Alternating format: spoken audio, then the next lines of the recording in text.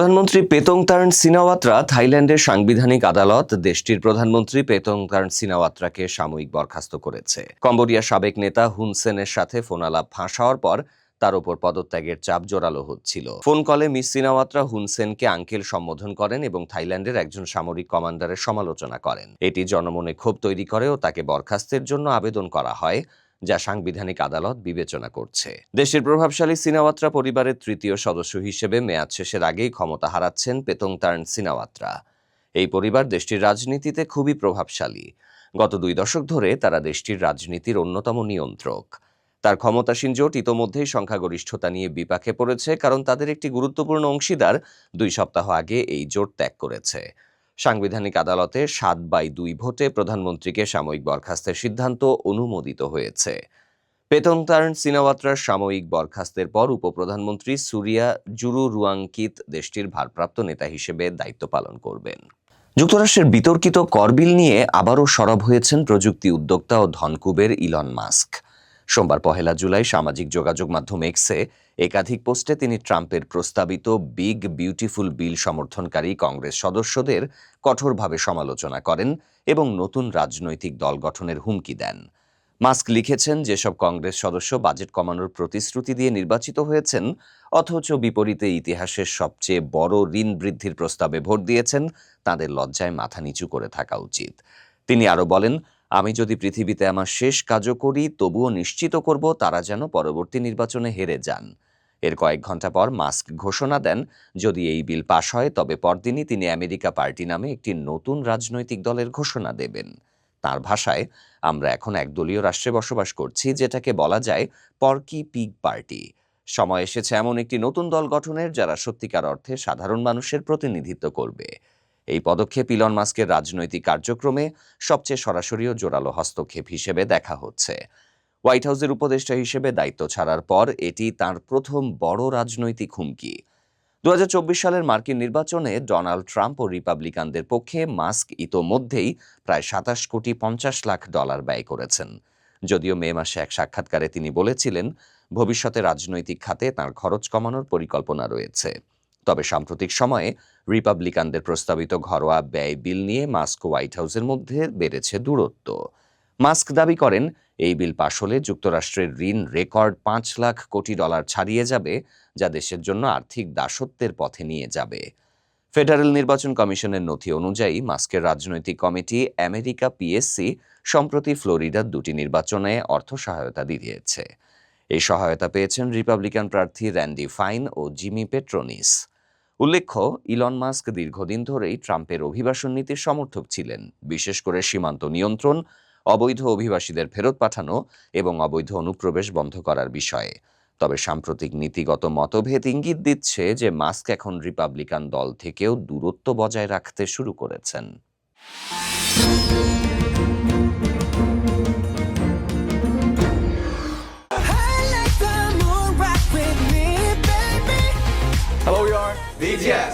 বছর 3 ধরে বিরতিতে আছে বিটিএস। বাধ্যতামূলক সামরিক প্রশিক্ষণে যোগ দেন ব্যান্ডটির 7 সদস্য। প্রশিক্ষণ শেষ করেছেন RM, জিন, জেহোব, জিমিন, ভি, জাংকুক ও সুগা। এবার ফেরার পালা। বিরতি ভেঙে ফিরতে মুখিয়ে আছেন বিটিএস তারকারা। অনুরাগীরাও অধীর আগ্রহ নিয়ে আছেন অপেক্ষায়। এবার লাইভ অ্যালবাম নিয়ে আসছে বিটিএস। এটি ব্যান্ডটির প্রথম live album. Permission to Dance on stage live শিরোনামে অ্যালবামটি প্রকাশিত হবে 18 জুলাই। গতকাল মঙ্গলবার এক বিজ্ঞপ্তিতে বিষয়টি জানিয়েছে ব্যান্ডটির এজেন্সি বিগ হিট মিউজিক।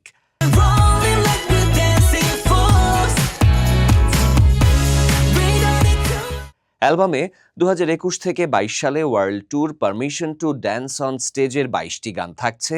এতে অন, ফায়ার, ডোপ ও আইডলের লাইভ ভার্সন থাকবে। বিজ্ঞপ্তিতে বিগ হিট জানিয়েছে, এই অ্যালবামের মাধ্যমে ভক্তরা কনসার্টের স্মৃতিগুলো আবারও অনুভব করতে পারবেন। আমরা চাই বিটিএস এর সঙ্গে কাটানো প্রতিটি মুহূর্ত আপনাদের হৃদয়ে দীর্ঘদিন অমলিন থাকুক। সিউল, লস এঞ্জেলেস ও লাস ভেগাসে কনসার্টটির 12টি শোতে সরাসরি এবং অনলাইনে অংশ নিয়েছিলেন প্রায় 40 লাখ ভক্ত। Permission to Dance on stage ট্যুরে প্রথম কোরিয়ান ব্যান্ড হিসেবে যুক্তরাষ্ট্রের বিখ্যাত সোফিয়া স্টেডিয়াম লস এঞ্জেলেস ও অ্যালিজিয়েন্ট স্টেডিয়াম লাস ভেগাসের মঞ্চে গান করেছে বিটিএস। বিটিএস এর মূল প্রতিষ্ঠান হাইবের এক কর্মকর্তা বলেছেন, বিটিএস মার্চে ফিরবে। বিদেশি দুটি সূত্রও বলেছে, নতুন বছরে পুরো দল নিয়ে কাজ শুরু করবে বিটিএস। হাইব আগেই জানিয়েছে, সামরিক সেবা শেষে সদস্যদের প্রস্তুতি নিতে সময় লাগবে, তাই দ্রুত নয়, একটু সময় নিয়েই ফিরবে বিটিএস। বিটিএস এর ম্যানেজমেন্ট সংস্থা বিগ হিট বলছে, এখন আনুষ্ঠানিক কোনো তারিখ ঠিক হয়নি। হাইবের আরেক গ্রুপ টুমোরো টুগেদারও আগামী বছরের মার্চে ফিরবে। তবে বিটিএস নাকি টুমোরো টুগেদার কোন ব্যান্ড আগে ফিরবে তা এখনও জানা যায়নি। হাইবের আরেক গ্রুপ এনহাইপেন প্রথমে মার্চে ফেরার পরিকল্পনা করলেও বিটিএস এর কারণে সেটি এগিয়ে জানুয়ারিতে নিয়ে এসেছে।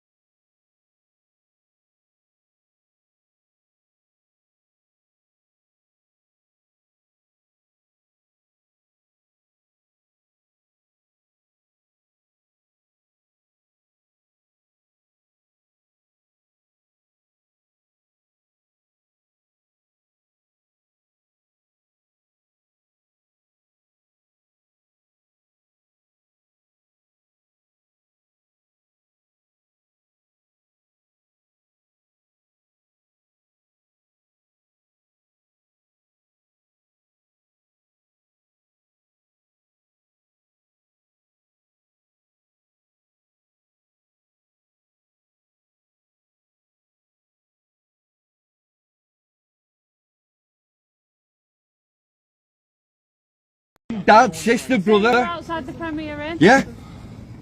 Yeah? You have, yeah? So, if this was your sister at 13 years old, how would you feel? মাত্র 3 দিন আগে শিক্ষার্থী ভিসায় যুক্তরাজ্যে পা রেখেছিল বাংলাদেশি তরুণ সৈকত মাহমুদ। দেশ ছেড়ে উন্নত শিক্ষার জন্য পাড়ি জমিয়েছিল ইউরোপের মাটিতে। কিন্তু কে জানতো এত অল্প সময়ে এমন এক ঘটনা ঘটবে যা গোটা প্রবাসী বাংলাদেশি কমিউনিটিকে লজ্জায় ফেলে দেবে। ব্রিটিশ পুলিশের তথ্য মতে, সৈকত মাহমুদ অনলাইনে যুক্তরাজ্যের মাত্র 13 বছর বয়সী এক কিশোরীকে গোপনে প্রলুব্ধ করে। অভিযোগ উঠেছে, সে মেয়েটিকে যৌন সম্পর্কের প্রস্তাব দিয়ে দেখা করতে চায়, কিন্তু সেখানে মেয়েটি নয়, হাজির ছিলেন ব্রিটেনের একটি child protection sting operation team. সেখানেই ধরা পড়ে যায় সৈকত Mahmud. Would you want somebody like it, this team, to come out and stop them from raping your sister? Yes, you would. Because you're a beast, mate. And you don't belong in society. Do you understand that? I didn't believe that she's 13. এই ঘটনা দ্রুত ছড়িয়ে পড়ে সামাজিক যোগাযোগ মাধ্যমে। প্রশ্ন উঠছে, একজন শিক্ষার্থী মাত্র কয়েকদিনের মধ্যে কিভাবে এমন অপরাধে জড়ায়? মেধা ও প্রতিভার লেবেল লাগিয়ে যারা বিদেশে যাচ্ছে, তাদের মধ্যে কাদের আসল উদ্দেশ্য শিক্ষা আর কাদের উদ্দেশ্য বিকৃত যৌনাচার? এই একটি ঘটনার জন্য পুরো জাতিকে দায়ী করা যেমন অন্যায়, তেমনি অপরাধীকে মেধাবী বলে আড়াল করাও অপরাধ। যারা সত্যিকারের শিক্ষার্থীর পরিচয় নিয়ে দেশের মুখ উজ্জ্বল করছে, তারা আজ এই ঘটনায় বিব্রত। প্রবাসে বসবাসরত বাংলাদেশিরা আজ মুখ লুকাতে বাধ্য। এই ঘটনা সুষ্ঠু তদন্ত, দৃষ্টান্তমূলক বিচার চাই। অপরাধীর পাসপোর্ট নয়, তার পরিচয় একটাই, সে একজন অপরাধী। এই ঘটনার বিষয়ে আপনার মতামত কমেন্টে জানান। শিশু নির্যাতন ও যৌন অপরাধের বিরুদ্ধে গর্জে উঠুন। জাতি হিসেবে আমরা যেন আর মুখ থুবড়ে না পড়ি।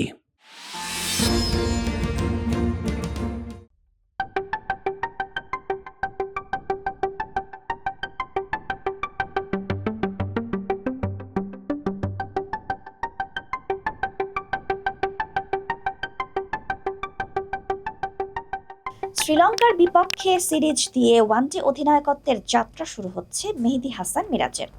এমন এক সময় তিনি তা শুরু করছেন যখন বাংলাদেশ দাঁড়িয়ে কঠিন এক বাস্তবতার সামনে। ওয়ানডেতে সর্বশেষ 6 ম্যাচের একটিতেও জয় পায়নি। 2006 সালের পর প্রথমবারের মতো এই সংস্করণে র্যাঙ্কিংয়ের 10-এ নেমে গেছে। এই অবস্থায় বাংলাদেশ আছে একটা শঙ্কাতেও। 2027 সালের মার্চের 31 তারিখের মধ্যে র্যাঙ্কিংয়ের সেরা 8-এর ভেতর না থাকলে তাদের খেলতে হবে বাছাই পর্ব। র্যাঙ্কিংয়ের শীর্ষ 8 দল আর বাছাই পর্ব থেকে 6টি মিলিয়ে দক্ষিণ আফ্রিকায় হতে যাওয়া আগামী আসরে খেলবে মোট 14টি দল। ওয়ানডে অধিনায়কত্ব শুরুর আগে মিরাজের আপাতত মনোযোগ সরাসরি বিশ্বকাপ খেলার দিকেই। আমরা এখন যে স্টেজে আছি, আমাদের লক্ষ্য এটাই থাকবে, আমরা যেন সরাসরি বিশ্বকাপ খেলতে পারি। তার জন্য আমাদের অনেক ম্যাচ ও সিরিজ জিততে হবে, এটা খুবই গুরুত্বপূর্ণ।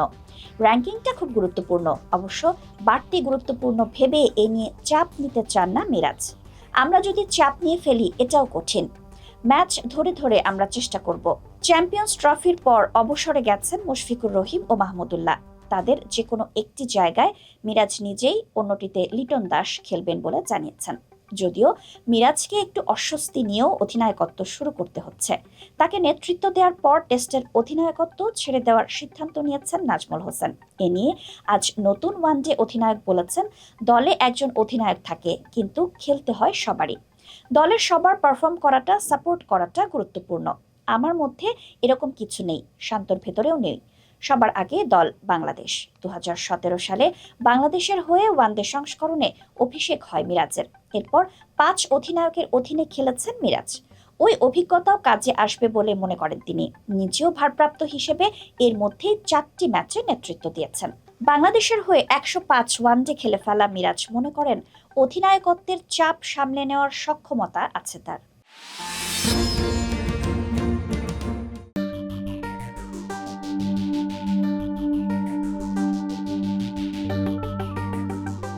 এক প্রযুক্তির নতুন যুগের দৃষ্টান্ত। সম্প্রতি যুক্তরাষ্ট্রের ক্যালিফোর্নিয়ার এক বিস্ময়কর ঘটনা ঘটেছে। টেসলার একটি চালকবিহীন গাড়ি মালিক না থাকা অবস্থায় নিজেই মালিকের নির্দিষ্ট লোকেশনে গিয়ে পৌঁছায়। সামাজিক যোগাযোগ মাধ্যমে এই ঘটনার ভিডিও দ্রুত ভাইরাল হয় এবং বিশ্বজুড়ে প্রযুক্তি প্রেমীদের মধ্যে ব্যাপক আলোড়ন তোলে। ঘটনাটি ঘটে টেসলা মডেল ওয়াই গাড়ির ক্ষেত্রে, যার মালিক জেইকব হ্যানসেন নামের এক টেসলা ব্যবহারকারী। তিনি গাড়িটি পার্ক করে বাসা থেকে কিছুটা দূরে ছিলেন। টেসলার মোবাইল অ্যাপ ব্যবহার করে তিনি স্মার্ট সামন নামের একটি ফিচার চালু করেন। এরপর গাড়িটি পার্কিং লট থেকে চালক ছাড়াই স্বয়ংক্রিয়ভাবে রাস্তা পার হয়ে তার বাড়ির সামনে গিয়ে থামে। স্মার্ট সামন প্রযুক্তি কিভাবে কাজ করে? স্মার্ট সামন হচ্ছে টেসলার অটো পাইলট ফিচারের একটি অংশ, যা মূলত ব্যবহারকারীর ফোনের জিপিএস লোকেশন অনুযায়ী গাড়িকে নির্দিষ্ট স্থানে নিয়ে আসে। এটি এমন পরিস্থিতিতে কার্যকর যেখানে মালিক গাড়ির কাছাকাছি থাকলেও সরাসরি গাড়ি পর্যন্ত যেতে পারছেন না। নিরাপত্তা নিয়ে উদ্বেগ। যদিও ফিচারটি অত্যন্ত উন্নত প্রযুক্তির ওপর ভিত্তি করে তৈরি, তারপরও বিশেষজ্ঞরা মনে করছেন এখনও এর কিছু সীমাবদ্ধতা রয়েছে। যানজটপূর্ণ এলাকায় বা জটিল ট্রাফিক পরিস্থিতিতে এই প্রযুক্তির ভুল সিদ্ধান্ত নেওয়ার ঝুঁকি রয়েছে। তবে এবারকার এই সফলতার মাধ্যমে টেসলা আবারও তাদের প্রযুক্তির উৎকর্ষতা প্রমাণ করল। ইলন মাস্কের প্রতিক্রিয়া। টেসলা সিইও ইলন মাস্ক এক্সে একটি পোস্টে বলেছেন, এই ঘটনাটি নিঃসন্দেহে চালকবিহীন যানবাহন প্রযুক্তির ক্ষেত্রে একটি বড় অর্জন। যদিও এখনও নিয়মনীতি ও নিরাপত্তার দিক থেকে কিছুটা চ্যালেঞ্জ আছে, তবুও টেসলা দেখিয়ে দিল ভবিষ্যতের গাড়ি কেমন হতে চলেছে, যেখানে মালিকের অপেক্ষা না করে গাড়ি মালিকের কাছে পৌঁছে যাবে।